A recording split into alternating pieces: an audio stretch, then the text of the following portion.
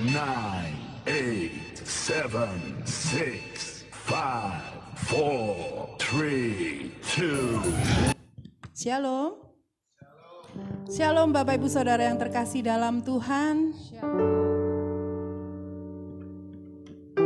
Kita siapkan hati kita. Kita akan beribadah pada pagi hari ini. Kita fokus menyembah Tuhan. Terima kasih Tuhan Yesus. Kalau kami boleh ada sampai dengan hari ini, kalau kami masih boleh sehat, kami boleh bersama-sama beribadah untuk memuji dan memuliakan Engkau. Semua karena anugerah-Mu. Kami mau datang Bapak-Ibu yang kudus. Kami mau bermazmur padamu ya Bapa.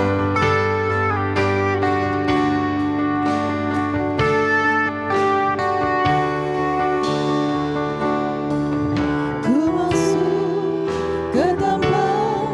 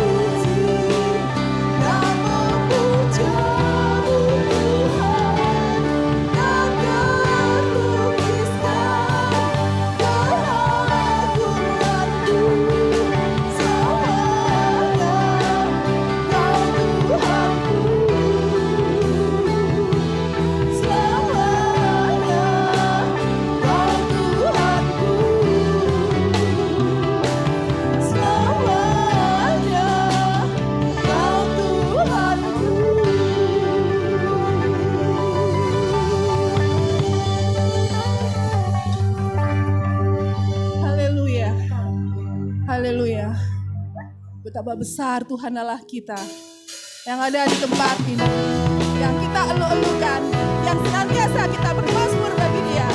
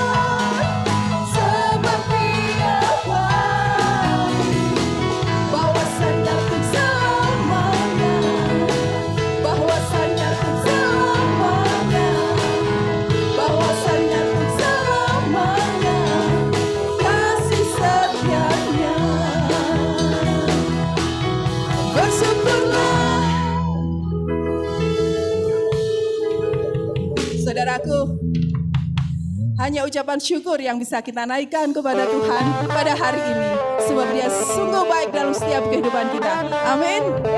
Kita akan terus memuji dan memuliakan Dia.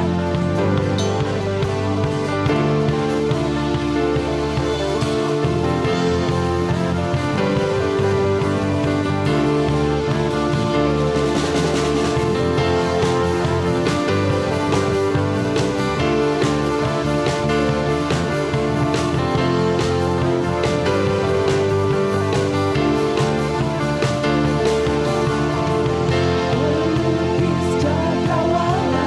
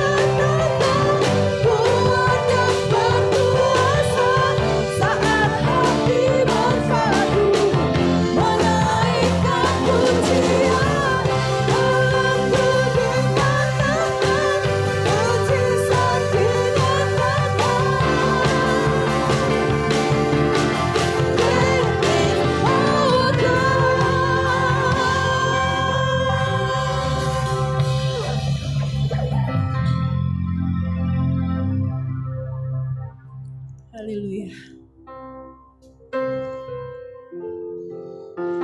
Terima kasih Tuhan Yesus. Engkau Allah yang sangat baik dalam setiap kehidupan kami. Engkau Allah yang senantiasa melindungi kami dengan kuasa Roh Kudus-Mu. Biarlah kami berserah dengan Engkau ya Tuhan. Biarlah Engkau senantiasa melingkupi kami dengan kuasa Roh Kudus-Mu, dengan kasih setia-Mu. Dengan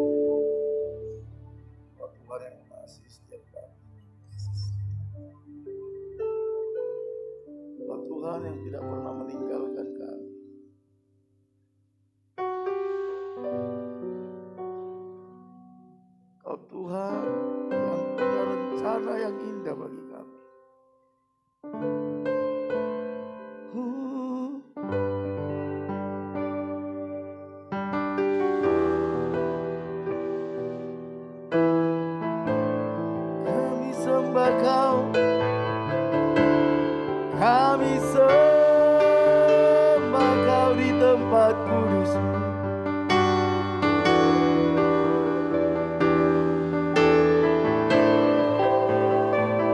Kami sembah Kau Tuhan. Pulihkan kami gereja. Mengalirlah Kau Roh Kudus. Oh,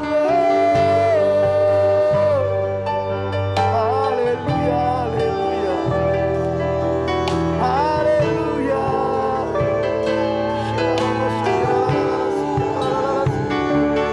Kami sembah Kau, Tuhan Yesus.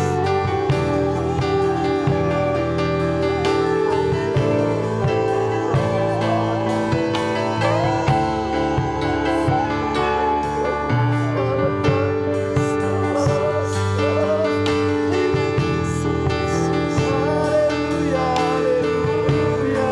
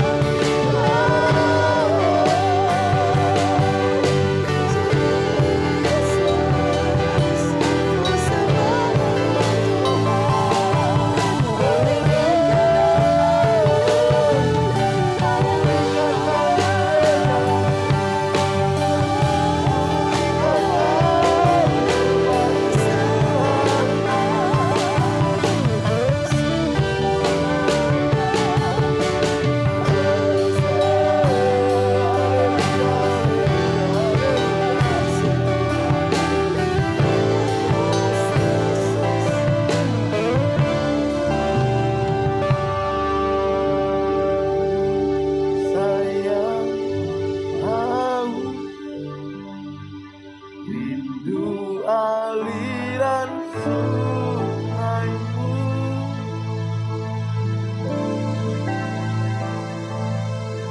Hatiku tak tahan menunggu-Mu.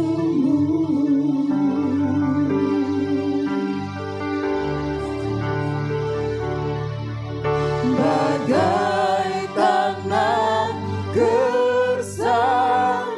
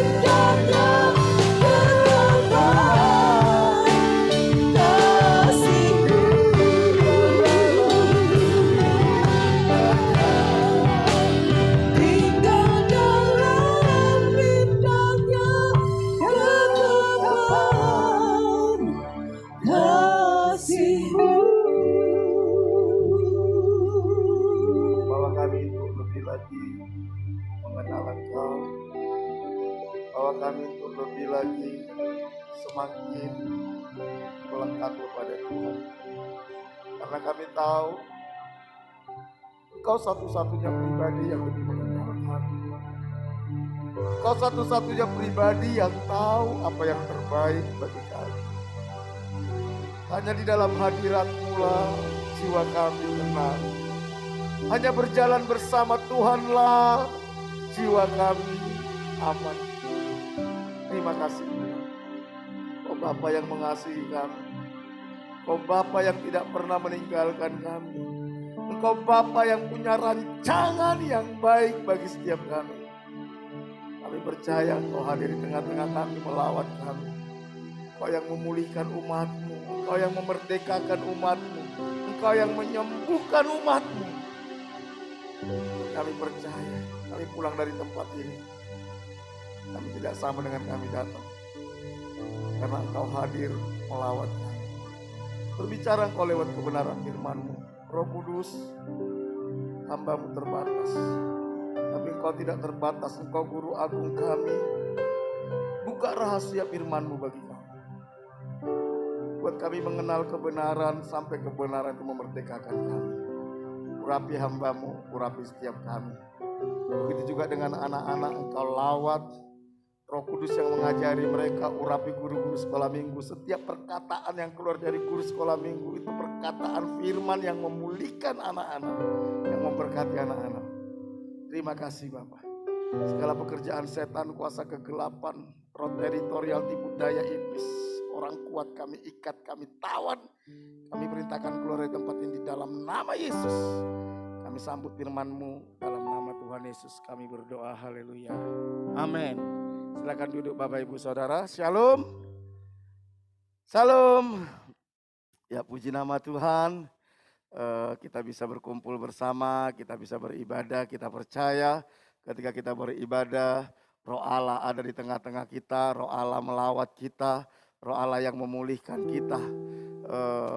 Saya selalu berdoa supaya ketika kita pulang dari tempat ini, kita mengalami perjumpaan dengan Tuhan. Hidup kita dipulihkan Tuhan, hidup kita diubahkan Tuhan.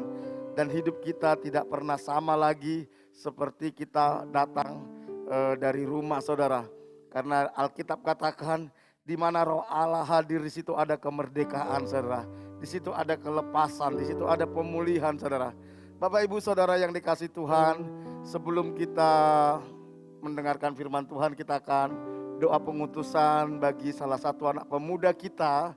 Karena dia akan melanjutkan studinya ke Bogor saudara. Yaitu Dela, saya minta Dela maju ke depan. Dela ini saya kenal dia masih SD saudara ya. Masih SD. Dan puji Tuhan kehidupan yang dilalui Dela bukan kehidupan yang mudah saudara. Saya sedikit sharing. Karena dia harus hidup bersama dengan sini Dela. Mamanya yang single parents saudara. Mamanya single parents yaitu Ibu Ari. Dan pekerjaannya nggak tetap. Dengan punya 2 anak saudara itu bukan hal yang mudah saudara. Tapi saya lihat mereka dari kecil dididik untuk mengasihi Tuhan. Dididik untuk melayani Tuhan. Saya ingat betul setelah saya mengenal mereka, apapun kegiatan gereja, anak-anak itu selalu diarahkan untuk ikut aktif di gereja, aktif pelayanan, belajar sungguh-sungguh saudara. Sejak SD saudara. Dan mulai SMP Dela dan juga kakaknya Habel sudah aktif pelayanan di gereja ini saudara. Dan puji Tuhan, waktu Dela SMP saya bilang sama dia, Del, saya kasih kamu 3 pilihan, saya bilang.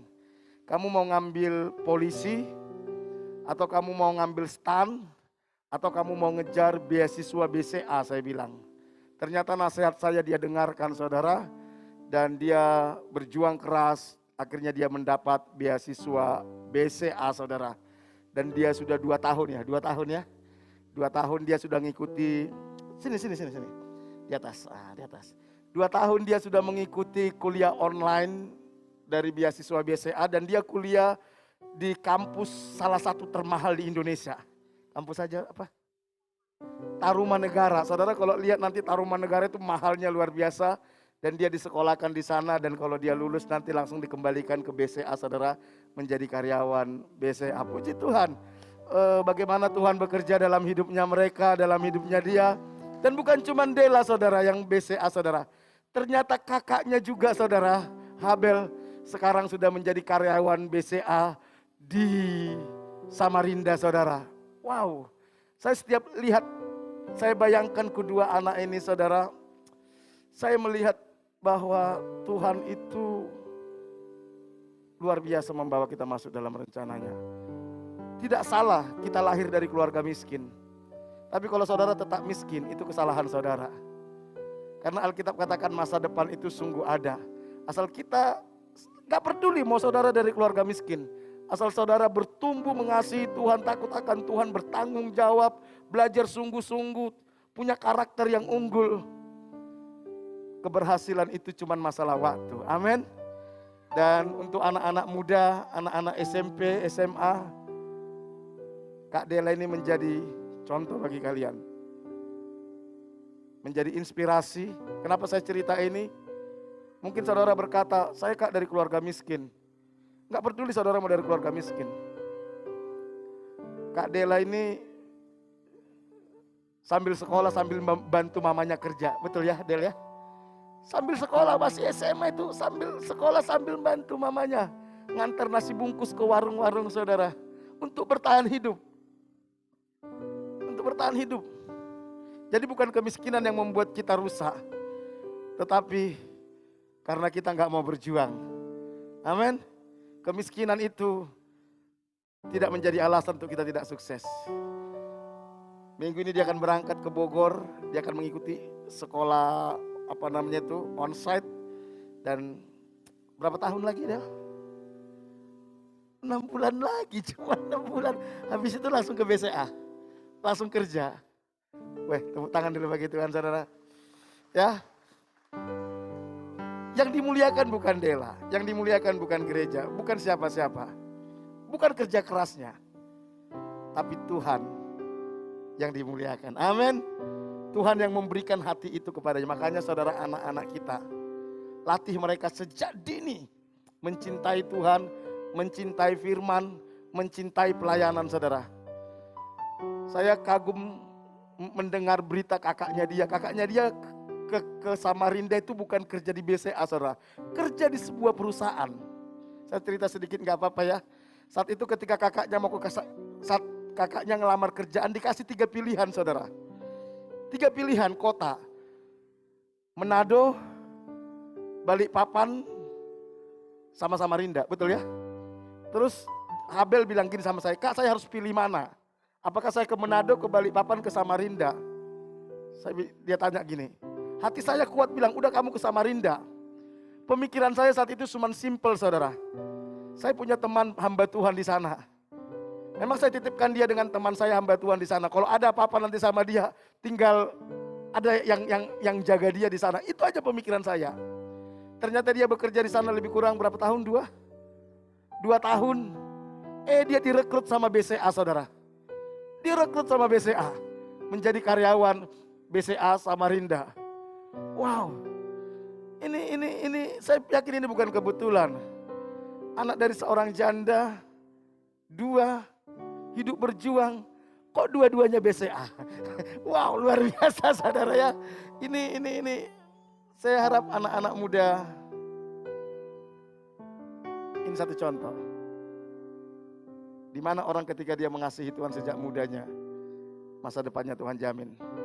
Sebenarnya ada banyak anak-anak kita yang kita bina saudara, yang juga berhasil saudara.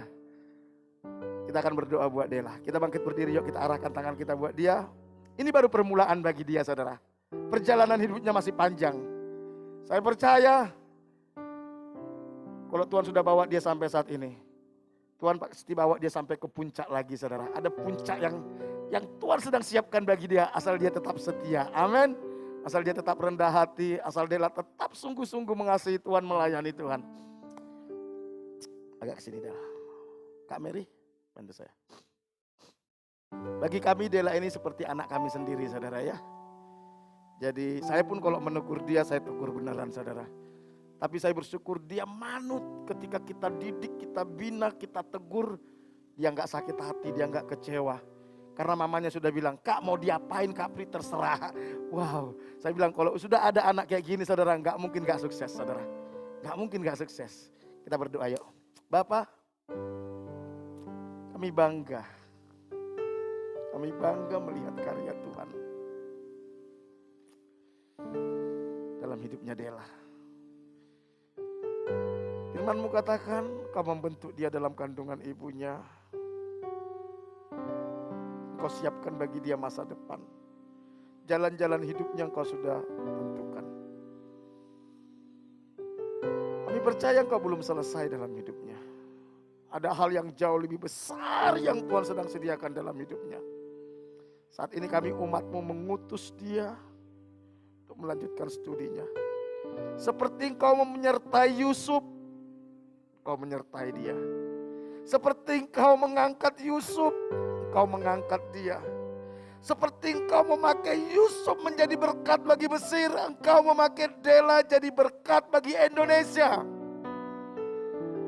Hati yang takut akan Tuhan terus Engkau berikan kepada dia. Kerendahan hati terus Engkau berikan kepada dia. Hikmat bijaksana yang daripada Tuhan memenuhi dia. Hamba-Mu berdoa, kami saat ini berdoa di dalam setiap keputusan-keputusannya. Tuhan hadir menolong dia. Kami gak izinkan iblis intervensi dalam hidupnya. Bahwa dia masuk dalam rencana-Mu. Berkati Dela. Terima kasih Bapa. Kami bersyukur. Dalam nama Tuhan Yesus kami utus dia. Amin. Oke, silakan duduk. Silakan duduk saudara. Bapak Ibu Saudara yang dikasihi Tuhan, tema renungan kita pada pagi hari ini adalah My Church is my home. My church is my home. Gerejaku itu adalah rumahku. Banyak orang menjadikan gereja itu cuma sebagai tempat persinggahan. Atau restoran. Seperti restoran. Datang ke restoran, dia bayar, dia nikmati, dia pulang. Atau tempat hiburan, bioskop. Datang ke bioskop, beli tiket, dia nikmati, dia pulang. Padahal sebenarnya Tuhan mau gereja itu sebagai rumah. My home, bukan house. Home, tempat. Di mana ada kasih sayang, di mana ada nilai-nilai ditanam, di mana ada karakter dibentuk, di mana ada visi ditemukan. Gereja itu harus melahirkan orang-orang hebat. Makanya selalu saya katakan kepada jemaat, kalau ada jemaat yang gak mampu menyekolahkan anaknya, lapor ke gereja, saya pasti sekolahkan. Dan kita sudah buktikan, setiap tahun kita menyekolahkan banyak orang. Karena gereja itu harus bisa menjadi rumah. Makanya selalu saya bilang sama jemaat, siapapun jemaat, kalau engkau gak bisa makan, silakan datang ke rumah kami. Saudara boleh makan di sana. Nikmati apa yang ada di sana. Siapa saja. Karena gereja itu harus menjadi rumah. Di mana kita bisa nyaman, aman, bertumbuh bersama. Didisiplin, dibentuk. Tapi tidak jarang orang menjadikan gereja itu cuman tempat hiburan. Cuman mampir. Makanya tidak bisa bertumbuh. Nanti kita lihat bagaimana betapa pentingnya gereja. Orang-orang hebat di dunia itu dilahirkan dari gereja.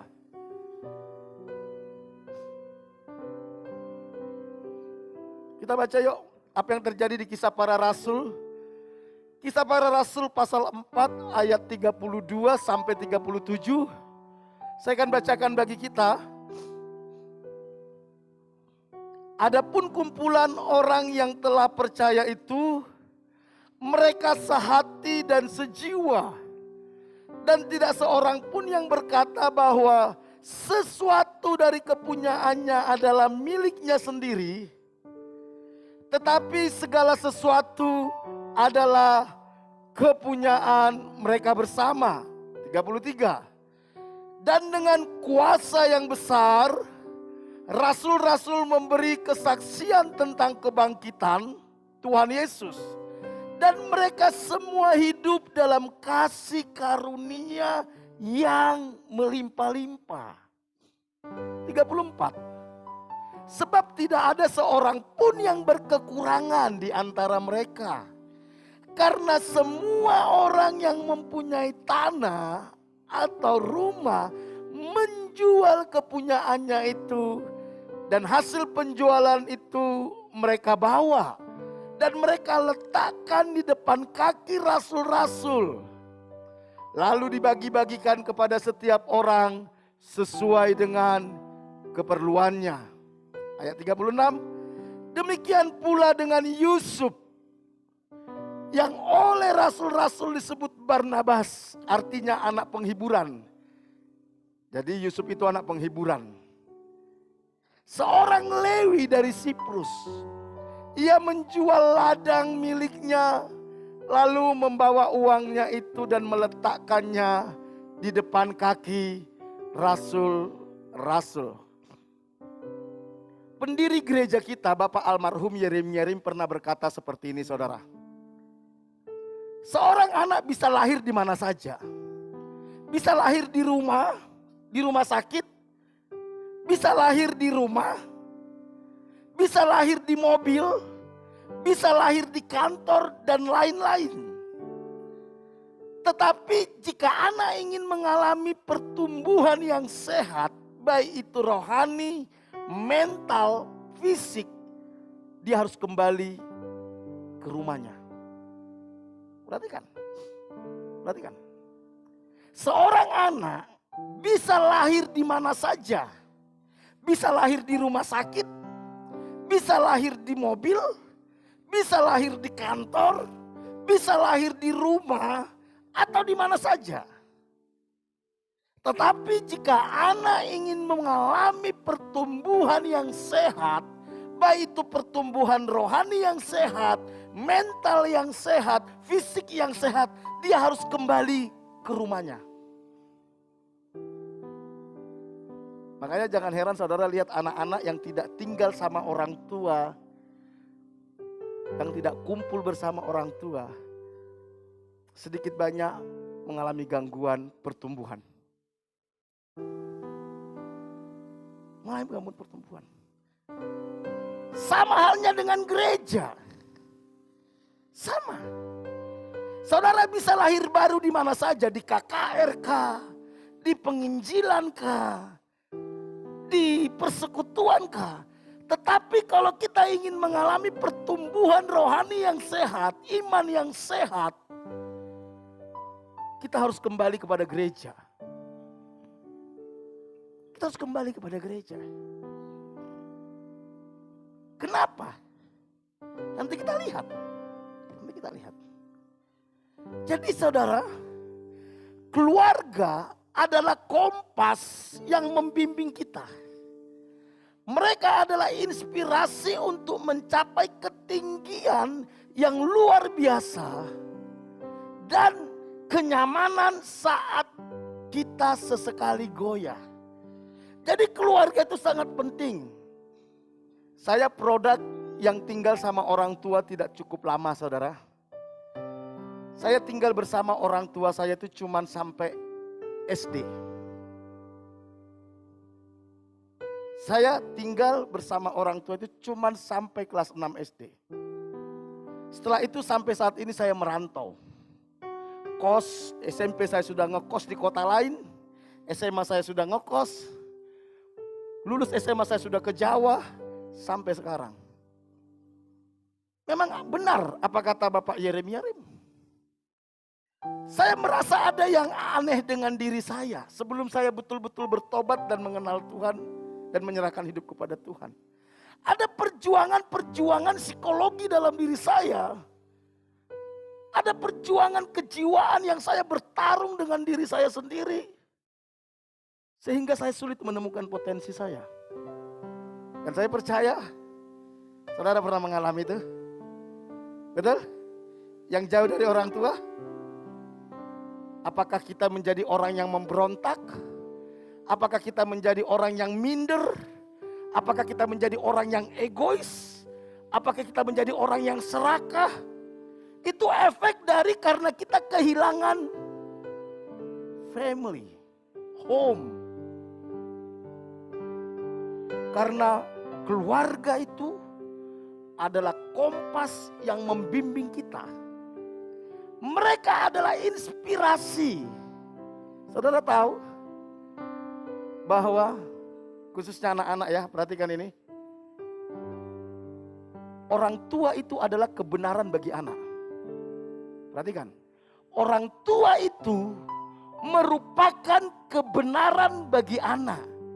Kalau anak melihat bahwa bagi orang tua berdoa tidak penting, maka kebenaran anak ini doa itu nggak penting.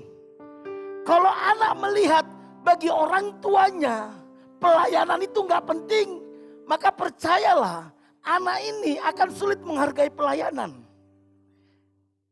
Kalau anak melihat bahwa bagi orang tuanya kejujuran itu nggak penting, maka anak ini akan sulit diajar untuk jujur. Karena kebenaran mereka adalah kehidupan orang tuanya. Banyak orang tua tidak paham tentang hal ini. Sehingga begitu mudahnya bilang, kalau ada orang yang mencari, bilang mama gak ada. Berarti dia sedang mengajari anaknya apa? Berbohong. Dia suka jelek-jelekkan orang tuanya, suka jelek-jelekkan orang lain. Berarti dia sedang mendidik anaknya untuk apa? Tidak bisa menghargai orang lain. Ini yang membuat kenapa gereja sulit membangun anak muda. Saya mengalami hal yang sama. Ketika saya didik anak-anak untuk hidup benar, sulit. Karena di otak mereka, orang tuaku aja tidak menuntut seperti itu kok. Orang tuaku aja gak menganggap bahwa ibadah itu penting kok. Orang tuaku aja tidak menganggap doa itu penting. Kok Kak Fri mengatakan itu penting. Makanya saya senang ada beberapa jemaat bilang gini, Kak Fri, anak saya mau diapain, mau buat tempeleng, silakan. Wah, itu artinya saya siap membentuk dia. Dan jadi, salah satu yang ngomong kayak gitu sama saya itu Pak Rudi sama Bu Ani. Jadinya Cia saudara sekarang. Sekarang jadi pengacara dia. Karena apa? Kita bisa menanam nilai baru dalam hidup mereka. Keluarga itu kompas membimbing kita. Memberikan inspirasi. Supaya kita mencapai ketinggian yang luar biasa. Dan kita tetap nyaman ketika kita goyah. Hal yang sama berlaku bagi gereja. Gereja adalah keluarga rohani yang Tuhan bangun di muka bumi. Itulah sebabnya kenapa kita menyebut teman-teman segereja itu sebagai apa, saudara? Saudara. Saudara itu artinya apa? Satu darah. Satu darah di dalam siapa? Di dalam darah Yesus. Jadi gereja itu adalah keluarga. Ketika Tuhan mendirikan gereja, Tuhan mau orang menemukan keluarga di dalam gereja. Makanya kalau saudara baca nanti kitab Maleakhi pasal terakhir, ayat terakhir. Sebelum kitab perjanjian baru, dikunci dengan ayat ini. Tuhan katakan, aku akan mengembalikan hati bapak-bapak kepada anak-anak, hati anak-anak kepada bapak-bapak, supaya aku tidak murka dan memusnahkan bumi. Tuhan tahu banyak keluarga itu rusak, sehingga Tuhan mau umat Tuhan menemukan nilai-nilai keluarga itu di dalam gereja. Jadi saudara, memisahkan diri dari gereja merupakan memisahkan diri dari keluarga kerajaan Allah. Dan ini menjadi sasaran empuknya iblis. Nanti saya akan kasih tahu kenapa. Bagaimana caranya iblis memisahkan ini supaya iblis bisa hancurkan. Dan saya mau kasih tahu. Pada akhir zaman, pada hari-hari terakhir ini, ada sebuah tren yang dibuat oleh iblis. Jemaat tidak percaya lagi dengan gereja. Saudara kalau mengikuti media sosial, jemaat tidak percaya lagi dengan gereja. Dia coba pisahkan umat dengan gereja. Supaya apa? Supaya iblis bebas menghancurkan. Sama ketika saya SMP, ketika saya terpisah dari orang tua saya ngekos di luar kota. Begitu mudahnya saya terjebak jatuh ke dalam pornografi. Begitu mudahnya saya terjebak jatuh ke dalam judi. Ada banyak kejahatan-kejahatan yang akhirnya saya lakukan.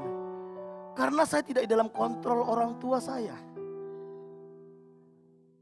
Makanya saya bilang sama istri saya, anak-anak kita sebelum lulus SMA gak boleh keluar kota.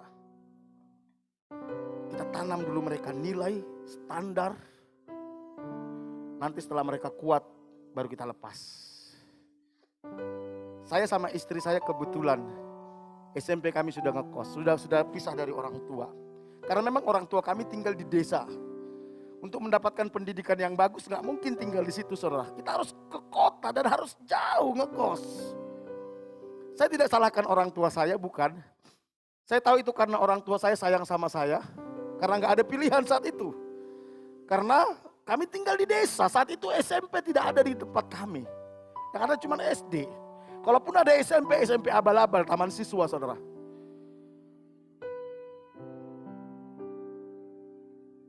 Akhirnya saya pergi ke kota, ke Siantar. Untuk mendapatkan pendidikan yang bagus.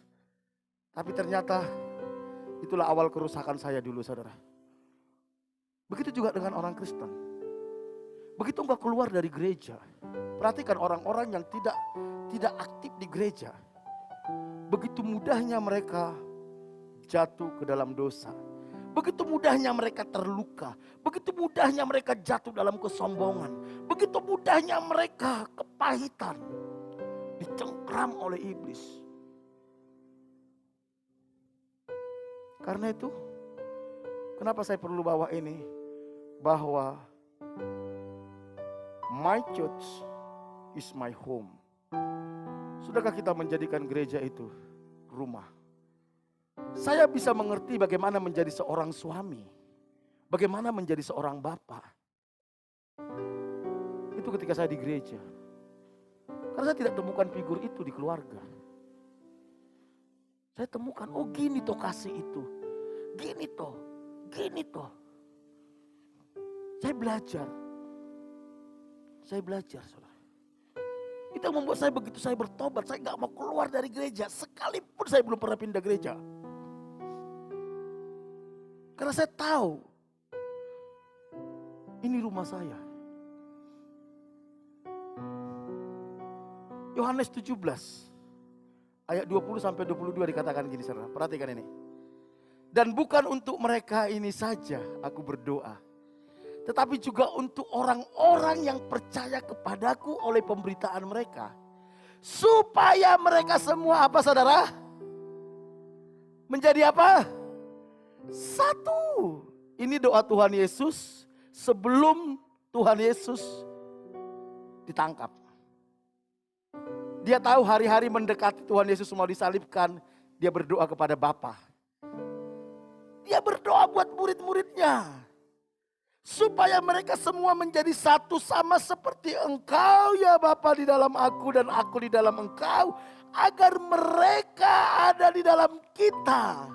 Kalau kita nggak bersatu, saudara, kita tidak bisa di dalam Kristus. Perhatikan, makanya iblis selalu berusaha memecah belah gereja. Selalu memecah belah gereja. Dibuat satu sama lain saling iri, dibuat satu sama lain saling merugikan. Supaya apa? Terpecah-pecah gereja. Saudara tahu bahwa gereja itu tubuh? Tubuh. Ada kepala, Kristus sebagai kepala, ada mata, ada telinga, ada gigi, ada tangan, ada kaki. Saudara coba bayangkan, perhatikan ini. Saudara coba bayangkan tiga-tiga mata jalan sendiri saudara. Gigi jalan sendiri. Telinga jalan sendiri. Kira-kira yang terjadi apa saudara? Hah? Menakutkan, betul? Itu yang terjadi sama gereja. Gereja, jemaat sibuk sendiri. Yang ini sibuk sendiri, gak ngerti apa kehendak Tuhan. Akhirnya gereja menjadi menakutkan saudara. Makanya dikatakan gini. Sama seperti engkau ya Bapa di dalam aku dan aku di dalam engkau. Agar mereka juga di dalam kita. Supaya dunia percaya bahwa engkau yang mengutus aku. Ketika kita gak bersatu saudara. Dunia tidak akan pernah percaya sama Yesus. Ketika kita bersatu. Dunia bisa percaya kepada Yesus saudara. Makanya iblis berusaha memecah belah jemaat. Memecah belah gereja. Dan aku telah memberikan kepada mereka kemuliaan yang engkau berikan kepadaku. Supaya mereka menjadi satu sama seperti kita adalah satu. Keluarga, kalau dia nggak kompak, nggak sehati. Susah keluarga itu diberkati Tuhan. Betul? Susah kemuliaan Tuhan dinyatakan di keluarga itu. Tetapi kalau keluarga itu sehati, kompak, saling menghargai, saling menerima, saling menolong. Maka kesulitan apapun terjadi dalam keluarga itu, semua bisa diselesaikan dan berkat Tuhan mengalir di situ. Begitu juga dengan kita. Iblis tahu rahasia ini. Iblis tahu rahasia ini. Makanya dia coba pecah belah. Di mana-mana gereja sama saudara. Sama. Biasanya sesama jemaat saling ribut. Biasanya urusan apa saudara? Kalau nggak gosip urusan utang. Betul apa betul? Hah? Dipecah belah. Supaya apa? Gereja itu menakutkan. Kemuliaan Tuhan tidak dinyatakan. Ketika gereja menjadi rumah, apa yang akan kita alami saudara? Apa yang kita alami di dalam gereja? Yang pertama, gereja merupakan tempat di mana iri hati dan keegoisan dihancurkan. Bagaimana tidak? Kita dari latar belakang yang berbeda. Sukunya berbeda, jenis kelamin berbeda, latar belakang pendidikan berbeda, tingkat sosial berbeda. Tetapi kita harus bisa mengatakan kamu saudaraku. Aku ada untuk kamu. Halo?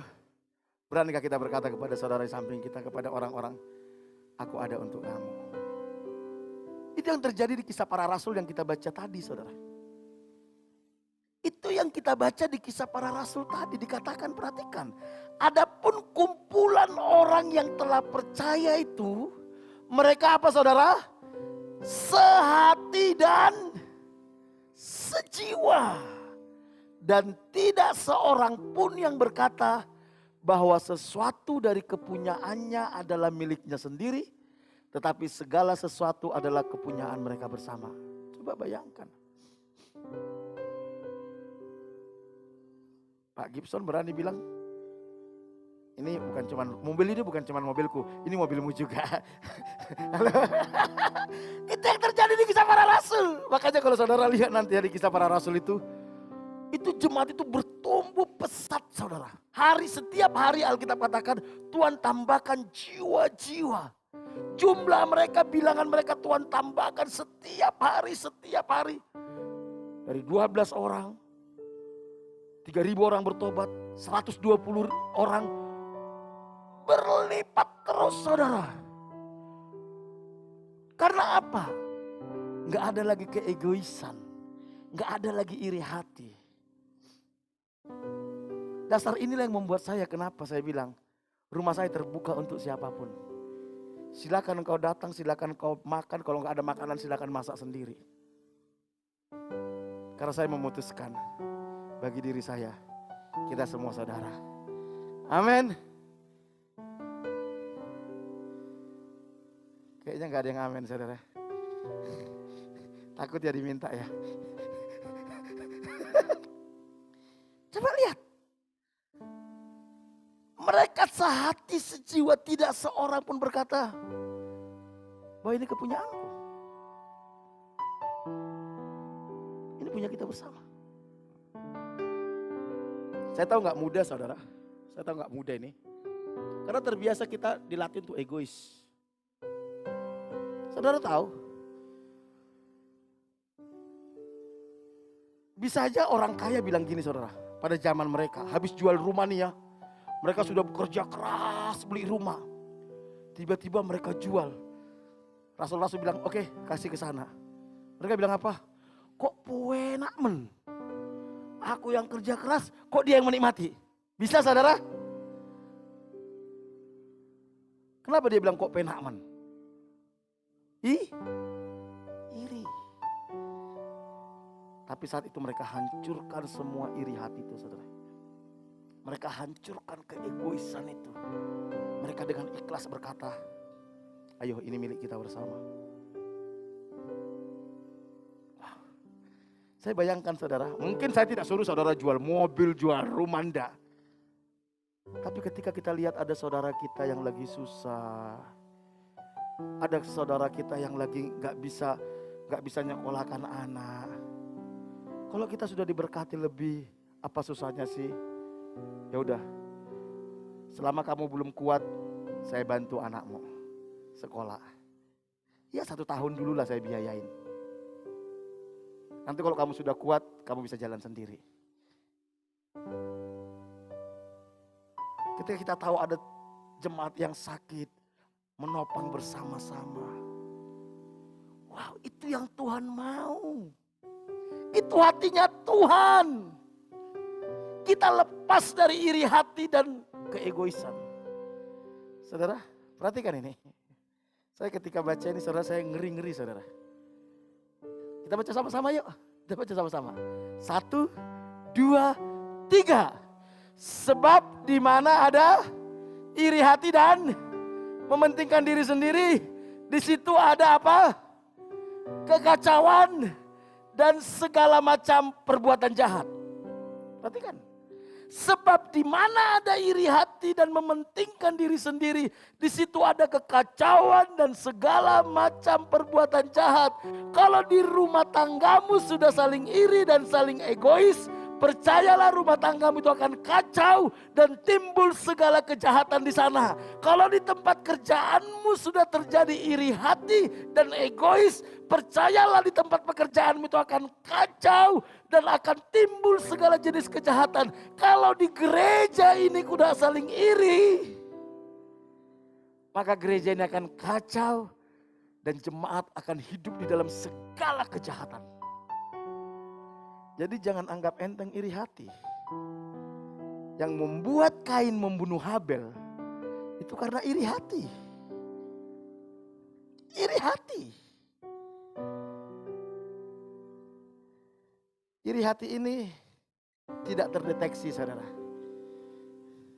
Yang bisa mendeteksi cuma kita sama Tuhan. Saya kadang iri hati itu simpelnya gini, saudara. Simpelnya gini. Senang lihat orang susah dan susah lihat orang senang. Ketika ada teman ada tetangganya baru beli mobil baru, ya. Orang iri hati bilang apa? Jangan-jangan dia selingkuhannya orang. Padahal kerjanya kan cuman sekretaris. Kok bisa beli mobil? Jangan-jangan dia selingkuh dikasih om-om. Iri hati, saudara.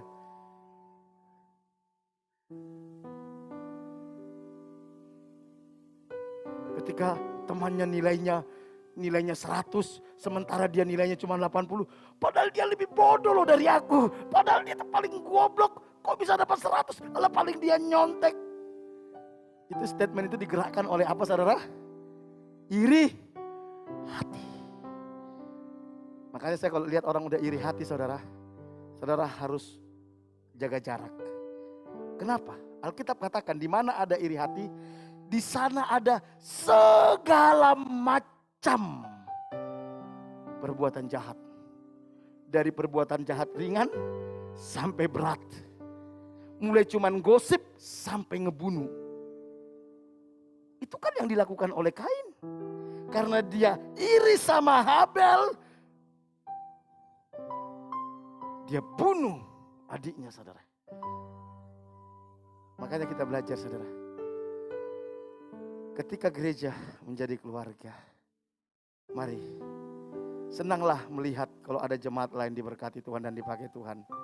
Dan menangislah dengan orang yang menangis.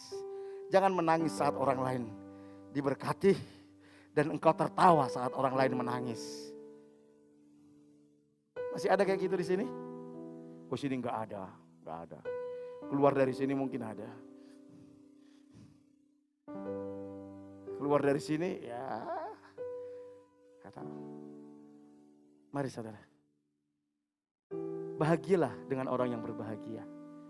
Menangislah dengan orang yang menangis. Itulah esensi keluarga. Itulah esensi keluarga. Maka saya suka kalau ada jemaat yang diberkati, saya suka menceritakannya, saudara. Kenapa saya suka menceritakannya? Bukan saya ingin ngunggul-ngunggulin, saya senang. Senang melihat dia diberkati.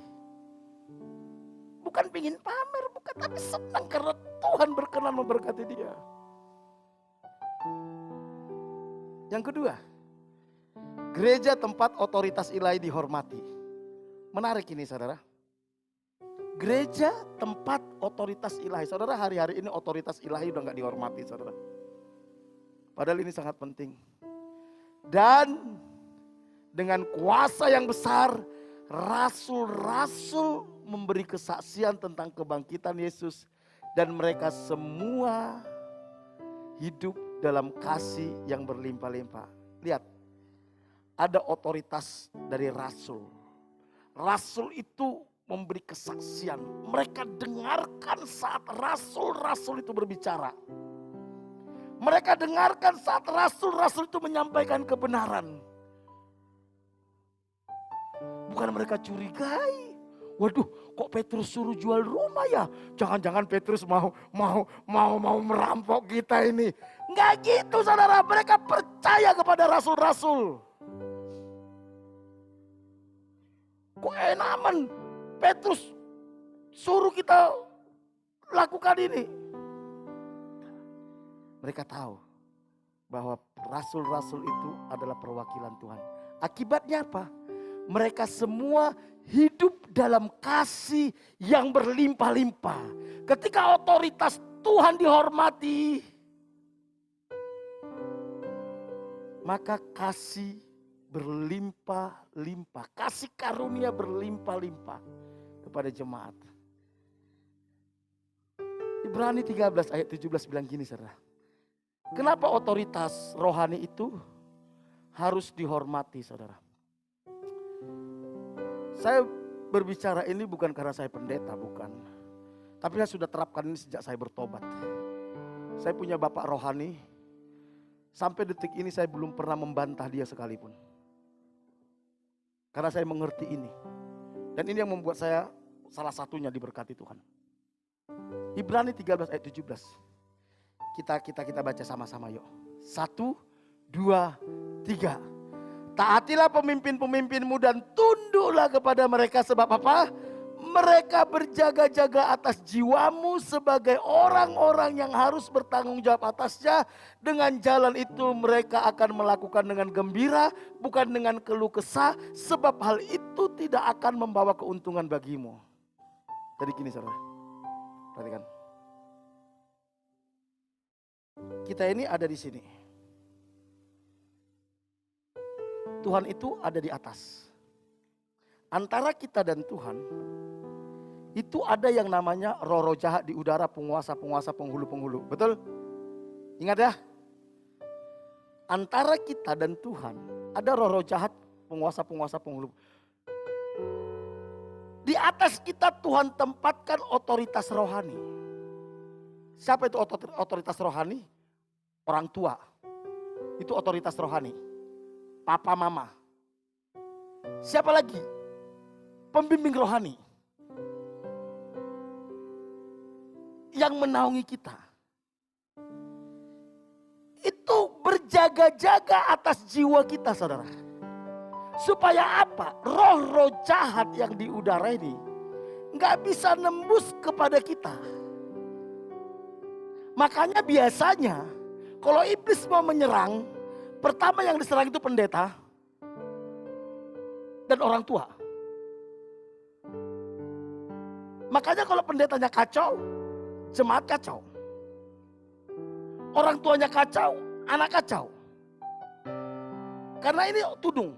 Loh, tapi kenapa orang tuanya sudah benar, gembalanya sudah benar, kok anak masih kacau? Ada satu penyebab. Anak, jemaat, diajari iblis untuk memberontak terhadap orang tua, memberontak terhadap pemimpin rohani. Ketika kita memberontak, itu payung perlindungan itu robek. Ketika payung perlindungan itu robek, iblis yang ada, roh-roh jahat penguasa itu langsung kena dihantam. Makanya kita sebagai bapak ya, kau berjaga-jaga atas jiwa anak-anakmu. Doakan mereka, tudungi mereka lewat doamu. Kalau enggak, anakmu akan dipermainkan oleh iblis. Itu yang membuat saya kenapa setiap pagi jam 4 saya datang di hadapan Tuhan. Saya doain setiap jemaat ini, Tuhan, aku minta perlindungan-Mu dari segala panah api si jahat, dari tipu muslihat iblis, dari serangan kuasa kegelapan, dari mara bahaya kecelakaan virus-virus. Lindungi dengan otoritas yang Tuhan kasih kepada saya. Setiap pagi jam 4 saya lakukan itu. Saya ingat satu-satu nama jemaat ini. Makanya perhatikan jemaat. Begitu dia mulai berpikir negatif sama pemimpin rohani, mencurigai pemimpin rohani, kau masuk dalam perangkap iblis. Ketika anak mulai berpikir negatif sama orang tua, memberontak sama orang tua, saat itu engkau masuk dalam perangkap iblis, sehingga engkau gak mampu untuk hidup benar. Engkau gak mampu lepas dari dosa. Engkau pasti terikat dengan salah satu dosa. Karena iblis sudah cengkram, saudara.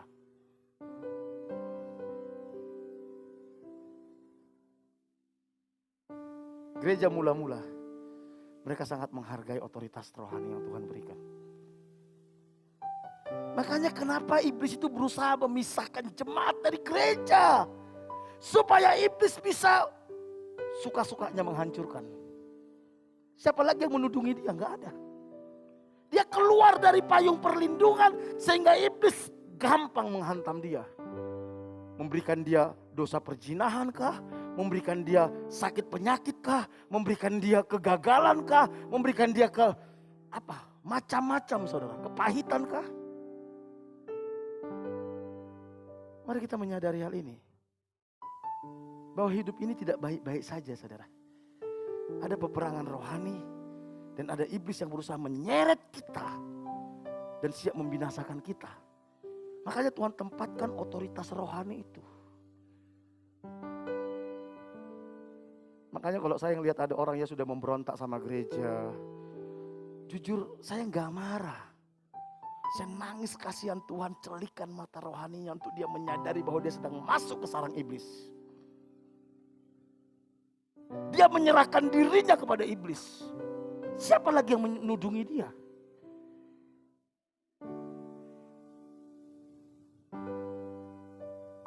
Yang ketiga, gereja tempat kasih yang tulus dipraktekkan, saudara. Kasih yang tulus, bukan kasih yang pura-pura, bukan yang kasih karena ingin mendapatkan sesuatu, tapi kasih yang tulus. Saya tidak ada kenal urusan dengan Daud. Saya tidak ada urusan dengan Manda, saya tidak kenal dia, bukan siapa-siapa saya. Tapi dengan kasih yang tulus, kita bawa tinggal di rumah kita. Kita sekolahkan, kita kasih makan, kita didik, kita persiapkan masa depannya. Maukah kita berbagi hidup kepada orang lain, khususnya sesama saudara seiman? Kita lihat dalam Kisah Rasul 4 ayat 34 dikatakan gini, saudara. Sebab tidak ada seorang pun yang berkekurangan. Aduh. Senang gak ya kalau kita dengar jemaat ini gak ada yang kekurangan, saudara? Hah? Senang ya? Saya kadang sedih kalau lihat ada jemaat kekurangan, saudara. Saya sedih. Karena semua orang yang mempunyai tanah atau rumah menjual kepunyaannya itu, dan hasil penjualan mereka itu mereka bawa. Nanti kita lihat mereka bawa kemana, saudara. Jadi mereka saling peduli karena lihat ada orang susah. Ya udahlah, saya nggak punya uang, saya jual lah rumah, saya bantu. Satu saat karena membantu jemaat, saudara, saya bukan pengen ngungkit-ngungkit, bukan ya. Tapi karena saya praktekkan ini, saya jual warisan, saudara. Saya jual warisan. Kan saya praktekkan ini. Apakah saya rugi? Enggak. Tuhan kembalikan ratusan kali lipat, saudara. Serius.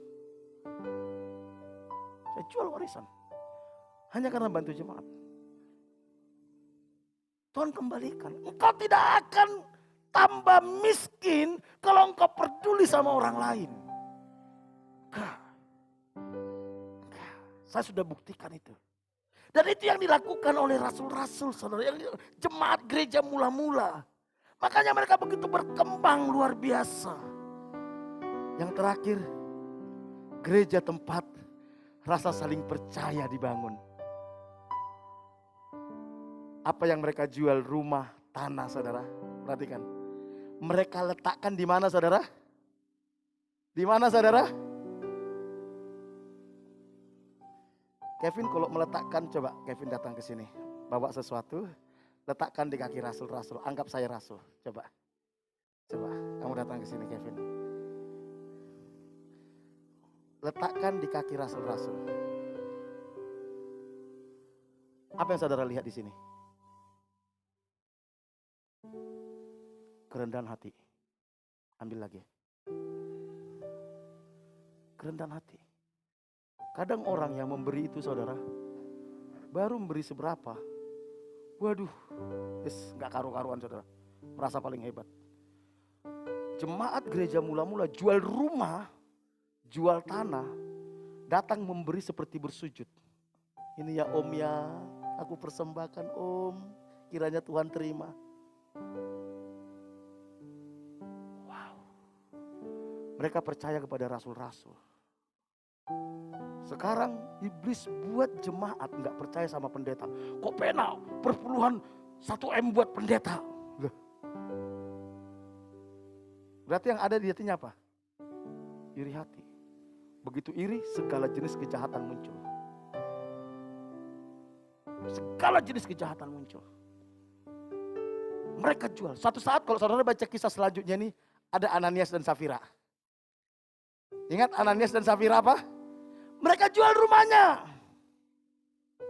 Datang kepada Petrus. Dia bawa, Om, ini penjualan rumah saya, kata Ananias yang laki-laki. Petrus dipenuhi Roh Kudus, dia tahu. Wah, ini gak ngasih semua ini. Gak ngasih semua. Sebenarnya gak masalah dia mau kasih berapa. Tapi dia harus jujur.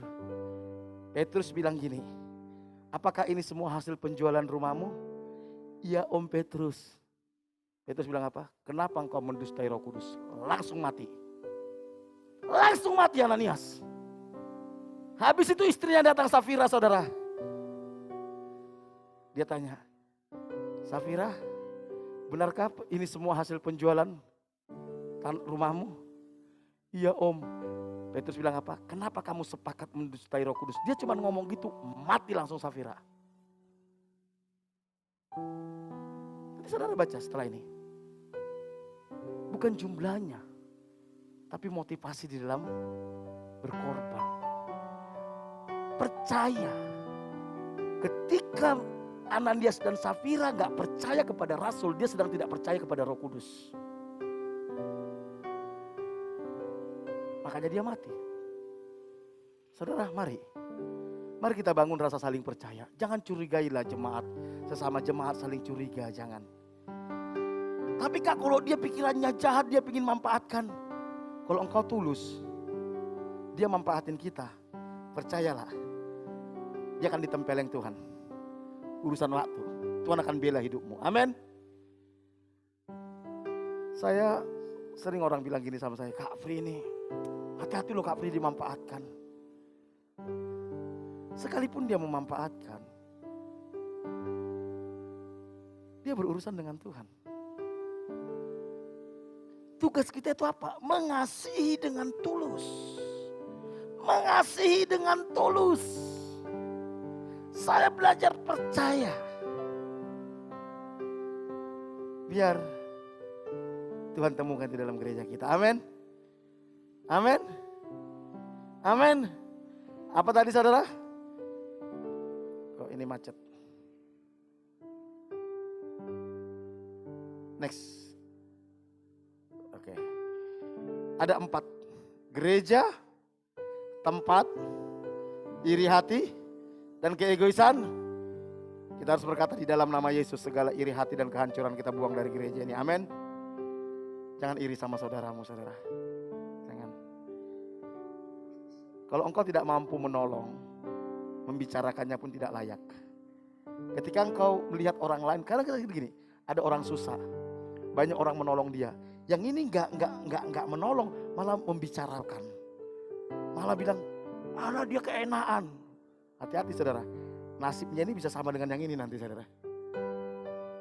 Karena di situ ada iri hati, Tuhan enggak suka. Di situ ada keegoisan. Kalau engkau enggak sanggup menolong, enggak usah dibicarakan, cukup doakan. Supaya Tuhan berkati dia, supaya Tuhan tolong dia. Kita harus buang dari gereja ini iri hati dan keegoisan. Yang kedua, gereja tempat apa? Otoritas Allah dihormati. Anak-anak, hormati orang tuamu. Hormati. Kalau enggak, aduh, iblis akan mempermainkan hidupmu. Yang ketiga, gereja tempat apa? Kasih yang tulus. Kalau engkau mengasihilah dengan tulus. Jangan ungkit-ungkit. Saya selalu berjuang gini saudara. Saya tahu enggak mudah, dan kita harus belajar. Ketika engkau mengasihi, perjuangan terberat kita adalah kita melupakan bahwa kita pernah mengasihi. Kita harus melupakan. Kenapa orang kecewa? Kenapa orang kepahitan? Karena dia pernah membantu tapi enggak tulus. Akhirnya kepahitan, kecewa. Kalau engkau tulus, engkau tidak akan kecewa. Tidak akan pernah kecewa. Tidak akan kecewa. Karena kita lakukan ini bukan untuk orang tapi untuk Tuhan. Dan yang terakhir, tempat di mana rasa saling percaya dibangun. Kita mari saling percaya satu dengan yang lain. Ya, saling percaya. Tentu dalam hikmatnya Tuhan, dalam tuntunannya Tuhan. Ya, minta hikmat Tuhan. Tuhan, aku harus ngapain buat orang ini. Jangan lakukan karena kasihan. Jangan. Kalau engkau lakukan karena kasihan, satu saat rasa kasihanmu itu hilang. Lakukanlah karena taat kepada Tuhan. Lakukanlah karena taat kepada Tuhan. Maka kita akan melihat bagaimana nanti kasih karunia Tuhan akan dinyatakan lewat hidup kita. Hidup kita dipulihkan, hidup kita diberkati. Dan Tuhan akan tambah-tambahkan jiwa-jiwa. Amin. Kita bangkit berdiri yuk. Ku mau seperti-Mu Yesus, disempurnakan selalu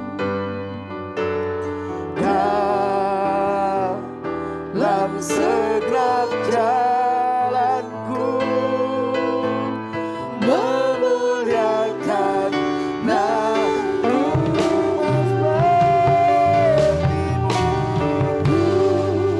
Biar ini menjadi doa kita.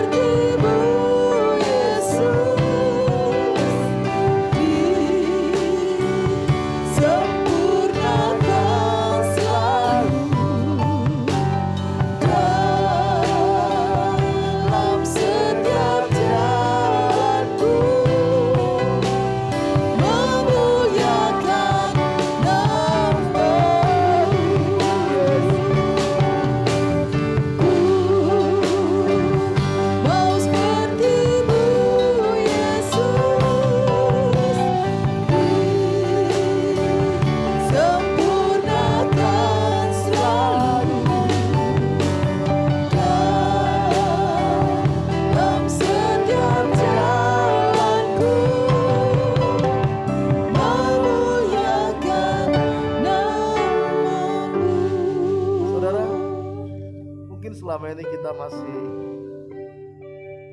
egois, atau kita masih iri hati. Kita tahu itu menyiksa kita. Saya tahu bahwa ketika kita dikuasai oleh iri hati, itu sebenarnya sangat menyiksa dirimu. Dan kau gak bisa tulus mengasihi. Atau kita sulit untuk percaya sama orang lain, karena engkau terlalu sering terluka. Ketika engkau sering dikecewakan, engkau sering terluka, engkau sulit percaya orang lain. Tuhan mau kita dipulihkan, saudara. Tuhan mau kita dipulihkan. Biar gereja ini menjadi keluarga di mana kita dipulihkan. Di mana kita bisa melihat rencana Tuhan dalam hidup kita.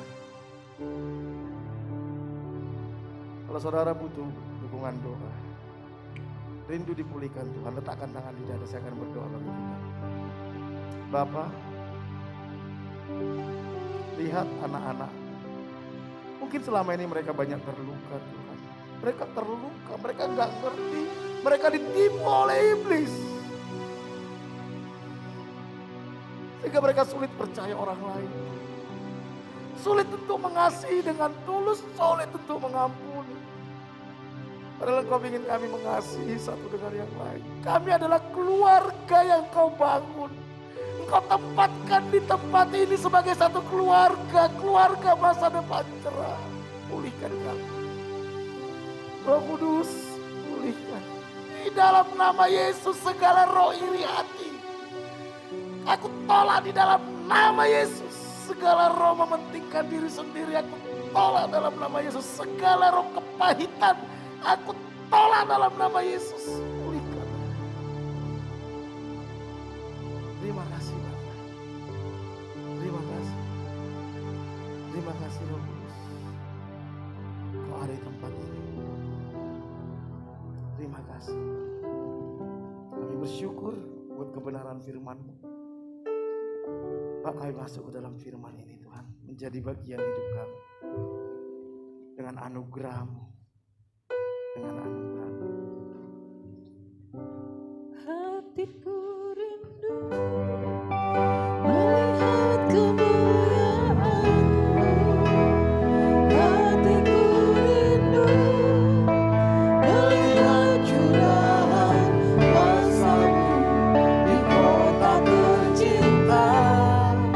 Kotaku tulung aku.